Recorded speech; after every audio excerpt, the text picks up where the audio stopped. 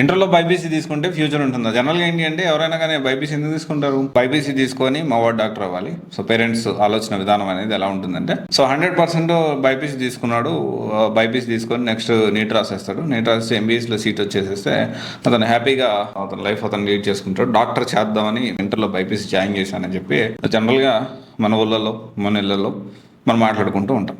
అయితే ఇక్కడ కొంత హార్షియాలిటీ మనం తెలుసుకోవాలి. ప్రతి సంవత్సరం ఎన్ని సీట్లు ఉన్నాయి?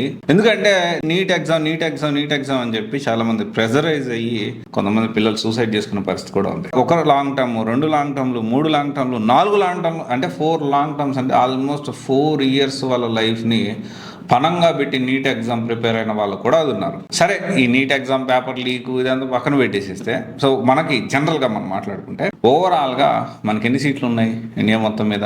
1,18,000 సీట్స్ ఉన్నాయి.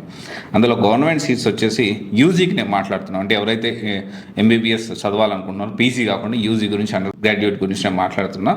దాదాపు గవర్నమెంట్ సీట్స్ వచ్చి 59,000, ప్రైవేట్ సీట్స్ వచ్చి 58,316. అంటే 1,18,000లో మనం అందరం చూసే దేనికి?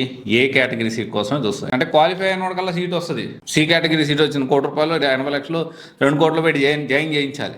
అలా కాదని అబ్రాడ్ పంపించారు. అబ్రాడ్ పరిస్థితి ఎంత దారుణంగా ఉందో, ఉక్రెయిన్ వెళ్ళిన ఎంబీబీఎస్ సగంలో ఆపేసి ఎంతమంది వెనక్కి వచ్చారు. మళ్ళీ మన కార్గో ఫ్లైట్స్లు మన సోల్జర్స్ వెళ్ళి వాళ్ళని కాపాడి తీసుకురావాల్సిన పరిస్థితి ఏర్పడింది. దాని గురించి ఇంకొక వీడియోలో మనం మాట్లాడుకుందాం.